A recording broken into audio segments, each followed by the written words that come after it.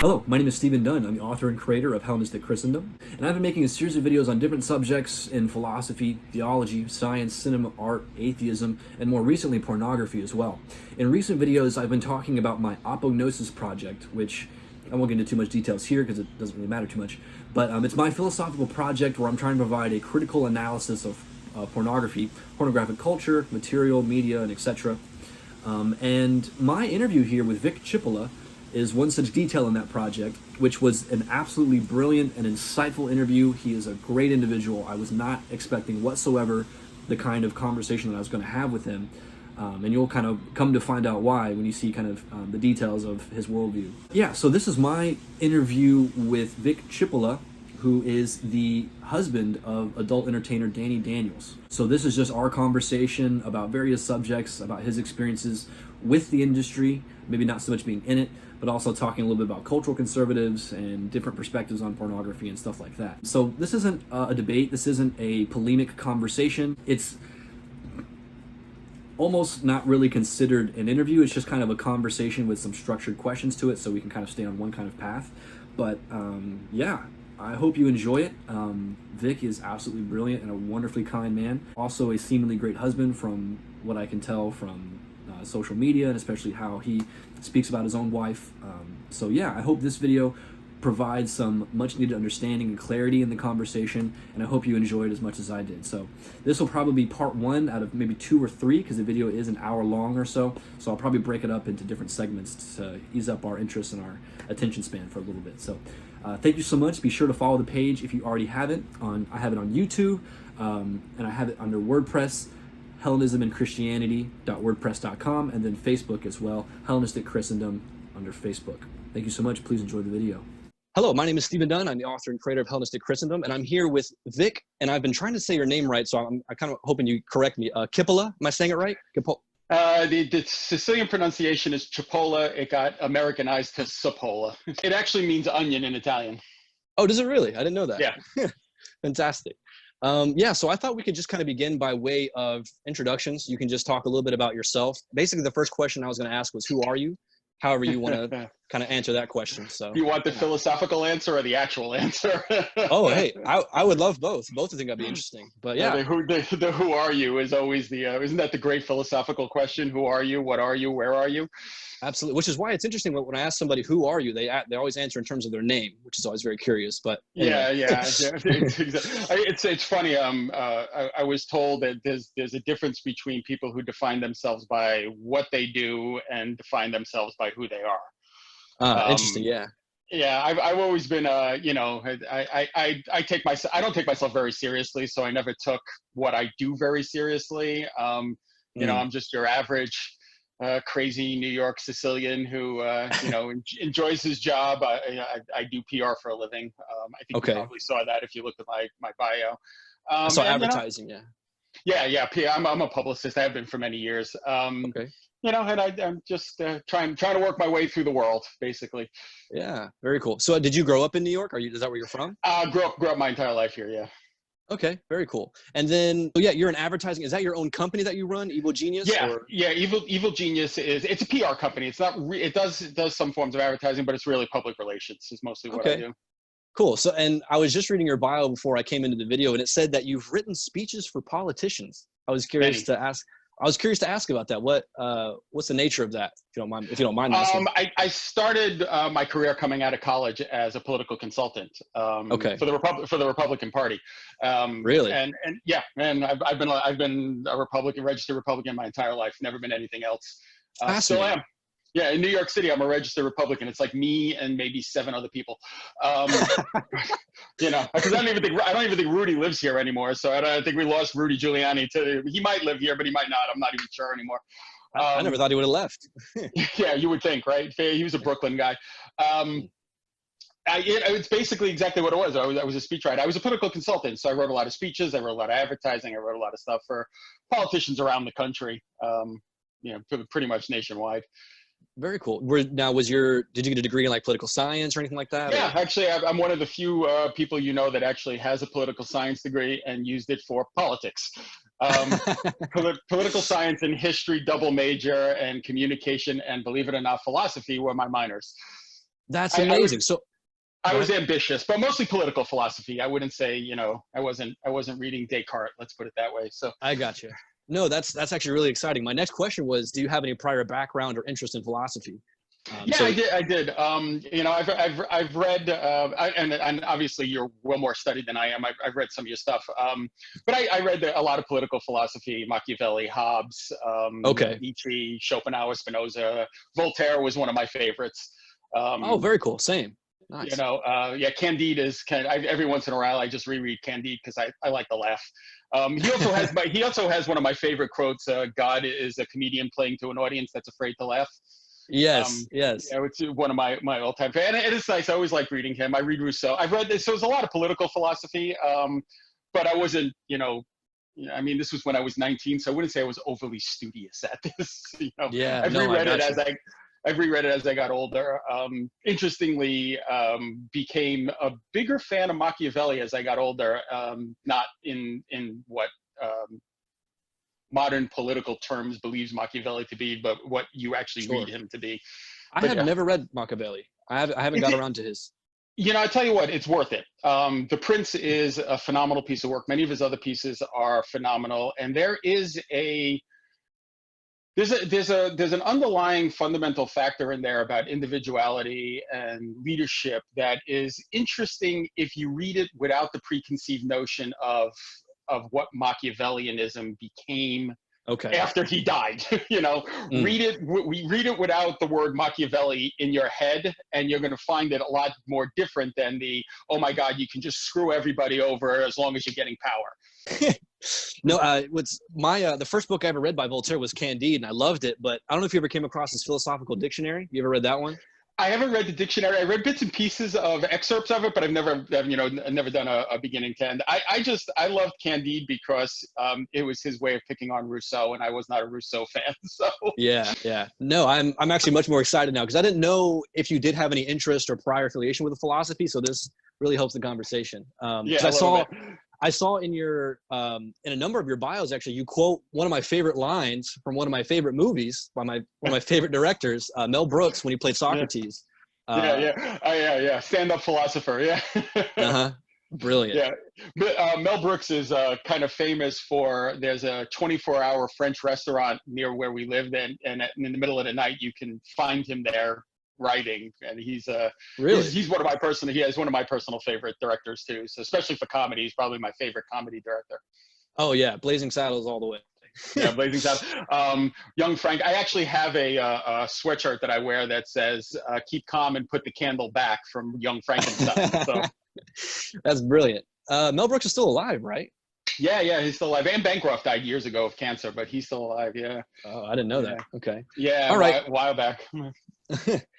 I guess just to get into the bulk of the questions, like I said, I won't make you talk, too much about your book unless you want to, of course. But sure, whatever you want. Cool. The first thing I was going to ask is why write such a book from the perspective that you have? Honestly, and I've had this conversation before. A lot of it just came. I've always wanted to write. I enjoyed writing, and some of this was, having dealt with internet trolls and bad relationships in my past. I kind of wanted to write my personal opinion on what it's like dealing, with a wife who is an adult film star, but also having a great relationship that most people don't quite grasp. Yeah. And what I and my wife believes is necessary to have a good relationship. And most of it's if you read the book, most of it's communication. But and some of it too was, in case you hadn't figured out, I'm mildly sarcastic, so I wanted to have a little fun. Okay. I'm skipping ahead in the questions, but I was going to ask, what sort of backlash have you experienced given your relationship with? You get nothing that let me put it to you this way, nothing that I wouldn't have expected, even if she wasn't an adult film star, like that's your sugar daddy, that kind of crap. Really? There's a lot. Yeah. I'm older than she is. So automatically the assumption is young woman, old man, he's rich, he's latched on for money, but that's just, that's the world we live in right now. If you are unsatisfied with your own life, you will look at people who are satisfied and find a way to tear it apart. You know, you and I may not necessarily completely agree on our philosophies, but you're a happy human. You seem like a happy human being from what I've seen. You know, you seem like you're enjoying your life. So if that's working for you, why would I come in here and go, you suck because I don't agree with what you do? You know? Right. Yeah. You know? No, The only I can't, and there is a philosophy basis to this where you are a mirror to yourself. So what you're projecting outward is really internalized. So if you're out there blasting away at me from my relationship, it's because you feel like yours suck. You know, and that's really what it comes down to. So, and a lot of my writing of the book was to just basically and go through some of the, you know, some of the more humorous things that I've seen. Right. Now, is mostly the backlash that you've seen like online? Is it just like emails or comments? It's all internet trolls. I mean, you know, I'm not sure how old you are, but I grew up in an era where if you wanted to say something to somebody, you didn't have the internet to do it. You had to say it to my face. If you picked on my mother, I was going to punch you in the head. And now you really judged whether you were going to say something stupid, right? Now you can hide behind fake names, fake profiles from God only knows where, and say whatever you want without any repercussions from it. You know, so this was my repercussion. Oh, you're going to say it. I'm going to call you out now, and I'm going to do it in a book. That's really ambitious. That's awesome. My next question. In me. But yeah, I'm 25 for the record, so very, very, very young. Yeah. But it's okay. I got kids your age. My next question was, how did you and so I was going to refer to her as Dani. Is that okay? Is there a preference? Call it Kira because that's her real name. Kira is okay. Let's humanize it to what it is. Yeah. I appreciate that actually. Thank you. How did you and Kira meet? We actually met at a baby shower. Really? Okay. Mutual friends? Yeah, I was literally with a client at the time, and long story, but I wound up in Los Angeles. Like I live in New York. I wound up in Los Angeles, wound up going with her to a baby shower. She was friends with Kira. We got introduced. We became friends. And then it was almost a year or more later that we started dating. And then it went from there. But we started off at, you know, it was a bizarre introduction at a baby shower in Calabasas, California. So, yeah. Yeah. How long, if you don't mind me asking, how much longer after that you guys met did you get married? We started dating in August of 2016, and we were married in October of 2017. Okay, beautiful. Did you know her background and what she was involved with? Oh, yeah. Did you recognize her? No, okay. I didn't recognize her. I didn't know her. I didn't know who she was by recognizing her. By the time the person that I was representing was also an adult film star, so I knew of her. I knew what her background was. And, you know, and when we met, I actually was introduced to her artwork. And I'm not sure if you realize, my wife's actually a world-class artist who have had paintings hung in museums, legitimate, real deal museums. I didn't know that. If you take a look at her artwork, I think you would be significantly impressed. I mean, she does this bizarre version of pointillism that uses words. Okay. So, for example, she did a Dalai Lama, and she used all the philosophies of the Dalai Lama, and it looks like the Dalai Lama, but when you get up close, you actually see that everything is a word. So it's really cool, you know. It's like this interesting thing, and she does a lot of pop culture icons, you know, David Bowie, blah blah blah. And I'm not an adult film publicist. I was never really an adult film publicist. I wound up working for this client because it was an entertainment situation. So. I've been an art publicist. I worked in art a good chunk of my life. So she showed me her artwork, and we kind of bonded over her artwork, and we were talking about it. And then, you know, one thing led to another, and here we are. Very cool. I had no idea. I don't think I've even seen any of that from her page or anything. She promotes it sometimes. She talks about it a bunch. She tries to, I wouldn't say she tries to keep it separate, but Kira Lee art is her artwork, and, you know, Dani Daniels is Dani Daniels. It's two sides of the same coin, for lack of a better term. No, I got you. What is your, because just now I'm curious, I love art. What is your background in that? What were you doing as an art publicist? Basically I was working with galleries and artists in New York to publicize their shows and help them get some of their work out. Worked with a great guy named Bradley Theodore, who broke out recently, or not recently, a few years ago. And, you know, just that kind of stuff. I grew up in, my aunt was my aunt never got married, and her nephews, we might as well have been her children. And my aunt was an artist. So from a very, very, very young age, I was brought to New York City from Long Island, where I kind of grew up.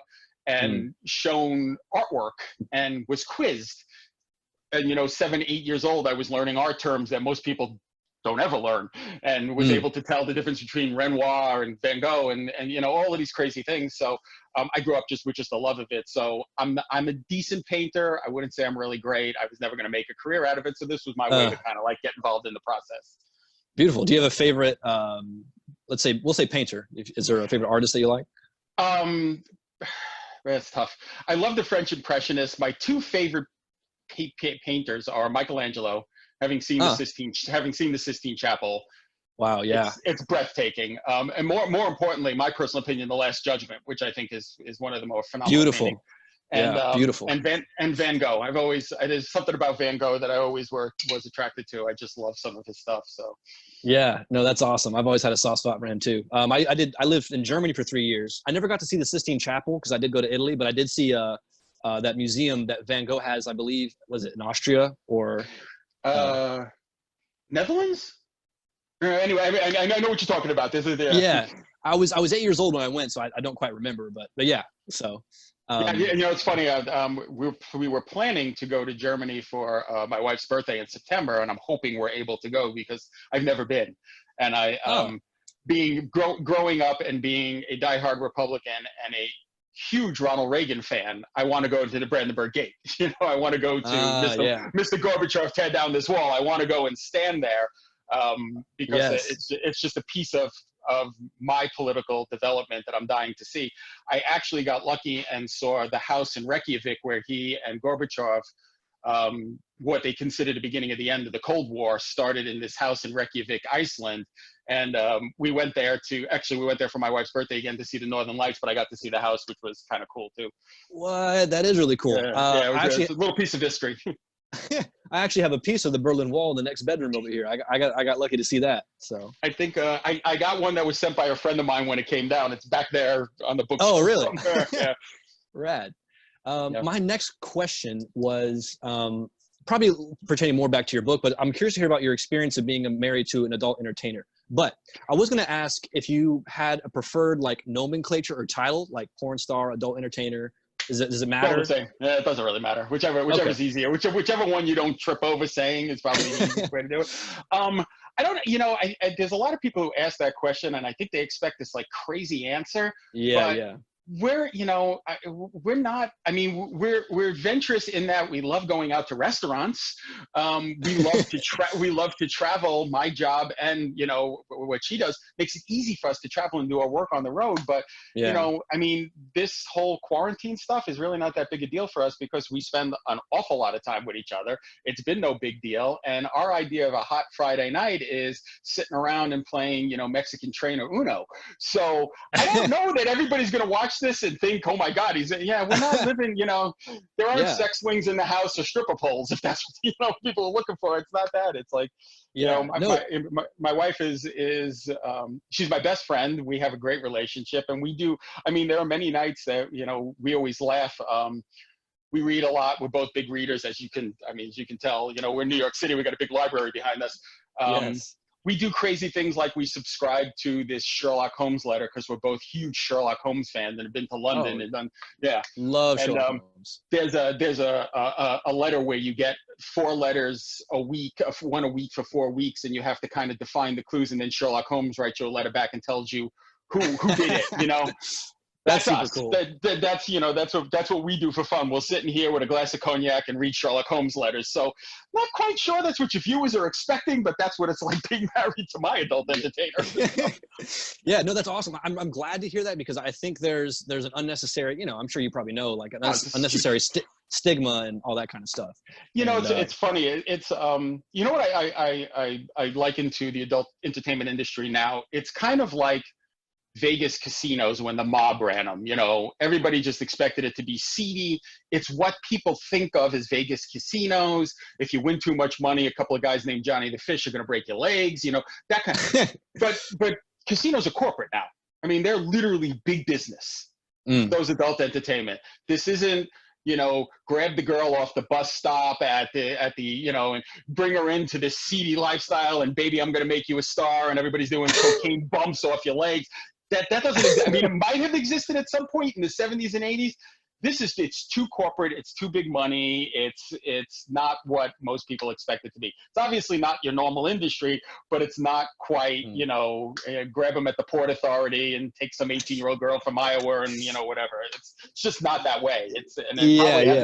Probably hasn't been that way for 30 years, Yeah. I'm curious what you think then of like the development of the industry over the years. So like, as I'm reading kind of the historical narrative of the industry and the criticisms against it, there's like, so for example, I don't know if you're familiar with like Andrea Dworkin or Catherine McKinnon, those kind of big name feminists back in the 80s and 90s who were saying that there's like a causal model between pornography and violence or pornography and rape, male dominant themes in pornography, et cetera, et cetera. But now, go ahead. Yeah. I'm sorry, finish what you're saying. I was just going to say, so like, it seems that has kind of waned. And now I feel like we're in a new kind of direction. So I was just going to see what you thought about. Yeah, I mean, it's hard to speak to. I can speak to the future, the present, or at least what I understand it, as opposed to the past. I have seen, Mark Twain lies, damn lies, and statistics.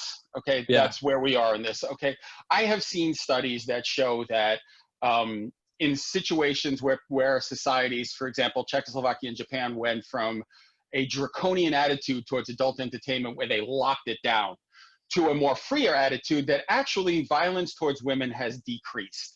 In countries like Amsterdam in Europe, which have a more open attitude towards sex, violence towards women have decreased and sexually transmitted infections have decreased. I can tell you for a fact that in societies that are draconian towards adult education and women, India and the Middle East, that's rape culture 101 there. Now, it's like, I'll give you, I find most feminists to be intellectually dishonest. Sure. And let me give you a perfect example. I understand the role for feminism. I understand the role for unions at some point in history. At some point you become irrelevant, like with everything in history, and you're grasping on what you can to keep it. And I'll give you a perfect example. A couple of years ago, Pornhub did a pop-up in New York where they were selling literally t-shirts, not porn. You weren't going in and getting clips. You were buying Pornhub t-shirts. Say good, bad, or indifferent, it was t-shirts, all right? T-shirts, sweatshirts, jackets, socks, There was a line down the block and around the corner. Not a big shock, right? My wife did a signing there with Asa Akira. The next day, Gloria Steinem showed up to protest. Oh, wow. The depiction of women from Pornhub. Okay, I get that. Meanwhile, at the exact same time, Matt Lauer was being fired by NBC for systematically abusing, in a position of power, numerous interns that he was locking in his office and standing up with his pants down with the full knowledge of the NBC, Illuminati. I didn't see Gloria Steinem there. Which one of those is more damaging? Say what you want. Say porn is damaging. Which one of those is more damaging? Consenting people engaging in an act you may not morally agree with, or some poor intern going into Matt Lauer's office and being accosted? Which one do you think deserves the protest more? And that's always been my problem with that. In addition to the fact that the two industries that they beat up the most, modeling and adult, are the two industries where women are paid significantly more than men across the board. So, and women, and honestly, as much as they're like, oh, it's male dominant, women have the power in both of those industries. Women literally set the agenda, call the shots. You don't see a lot of Me Too in the adult industry because it is basically, women do what they want to do. They have the partners they want to have. They do, whether you agree with it morally or not, they still do have the control. And as my wife said, she's one of the most popular stars of all time. She had a list of people that she wouldn't be with. She had a list of things she wouldn't do. And that was it. There was no pressure. There was no, she just said no. And that was the end of it. So I don't know I think, and I'm sure at being at my age, I watch what were stereotypes from back in the day just never disappear. Right. They just never disappear, whether it be adult, whether it be, views of society. It's just these, they never disappear. Yeah. That leaves me a lot to think about. But the first thing is, I didn't know Gloria Steinem was, one, still alive, or two, still even doing this stuff. Or three even relevant? Yeah. I don't Yeah. yeah, she is still alive, and it's kind of funny because I can't remember. There's a recent biopic coming out about her, and whoever it was that was supposed to play her father got a Me Too thing against them, and now they're yanking the part. It's like whatever. It's like whatever. You know, and I know you said you read the book. One of the things that I find interesting about adult entertainment, whether, like I said, your morals aside, women do have control there, and I have found that it draws a lot of criticism, way more from men than women. And in my opinion, it's one of the very few places in society or in the world that women really do have control. Really, unless you are committing a violent act of rape, women control the sexual narrative, period. So it is truly the only place that men can feel put in an inferior position to a woman, and they lash out because they've lost power. That's my opinion. I don't know if people agree with me or not, but that's what I have seen. That's what I have investigated, and it's bizarre in its understanding, and it's bizarre even from a philosophical point of view, the fact that the one place that women have probably the most power is the one place that is beat up consistently and almost religiously. Really? I'm curious are there any instances where the industry might be taken advantage of, something that's being abused? Is there anything that's I guess let me flesh out this question a little bit better. Is there anything wrong? Oh, yeah, go ahead. There's always something. Or there's always I've worked throughout entertainment in my career and politics.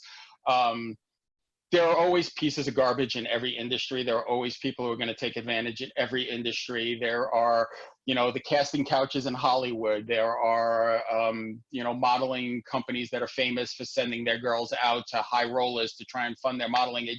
That exists pervasively throughout society, period. You now have situations in California where there are landlords who know that young pretty women can't pay their rent and are demanding sex for rent. There are pieces of garbage in every industry. On a whole, it's not the norm, but I can, they always talk about anecdotal information. I can find you 20 good stories and 20 bad stories, and the fact that the 20 good are the majority and the 20 bad are the minority doesn't matter. As long as you can find one, you can sell the story. Yeah. Have you personally seen any significant negative side effects with the quarantine going on the industry so far? I don't, we're kind of, it's funny. My wife's out of for the most part, out of the, she doesn't shoot. So she's done now, right? Yeah. I mean, she's, she shoots for herself. She does her own items, but we're not in Los Angeles. She doesn't travel out there. She doesn't shoot for companies. So we're not inside of that. We have friends who are inside of that. And I saw you wrote a piece about influencers. That's kind of the way of the world now. Right. Take adult entertainment out of the mix. YouTubers, SoundCloud rappers, independent filmmakers who are making fortunes that's just the way the world is going. And your generation, millennial generation, seems to be shying away from overly produced content, from porn to music.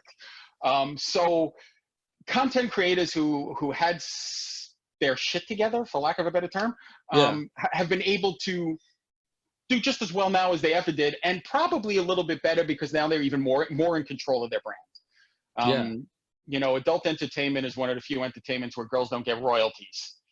So, they're paid. Yeah, they're paid, and that's it. It's one and done. So now, if you were shooting for companies and now you're making the same amount of money shooting for yourself, but you own that content and that content continues to generate money, sooner or later, you're your own boss, basically. So interesting. So if your wife were to make a movie, for example, with some company and she gets paid a some amount, but let's say the film explodes, that's all she got. That's it, really? Yeah. Okay. Whatever it might be, 1,000, 2,000, 5,000, whatever you're getting paid. If they want to reuse that movie in perpetuity, they can, and the performers get no money, no extra money. There have been very, very rare cases where some people were able to negotiate extra percentages if certain things, but it is by far the minority. Most of the time, it's here's your cash, boom, scene goes out. you know, and if they can reuse it, they'll reuse it. You know, I mean, who wouldn't? Yeah. Are the performers like contracted in any way, or like? I mean, everybody, you know, like I said, it's really corporate. Everybody has a contract. Everybody has forms. Everybody's tested. Everybody pays their taxes. You know, it's a production situation. Whether you're contracted to a specific country or company, or you have a contract just for that specific scene with a company, everything is done. I mean, this is all according to Hoyle kind of stuff. You know, it's just, like I said, it's all tested. This is the majority of adult content. Now, you know, you have amateur content. I'm sure you have fringe production companies outside of it. But if you're dealing with like the big names, the Brazzers, and you know, this is as corporate as corporate can get. And you know, everybody has their 1099s and their tax forms, and Uncle Sam or whoever gets their chunk, and that's the end of it.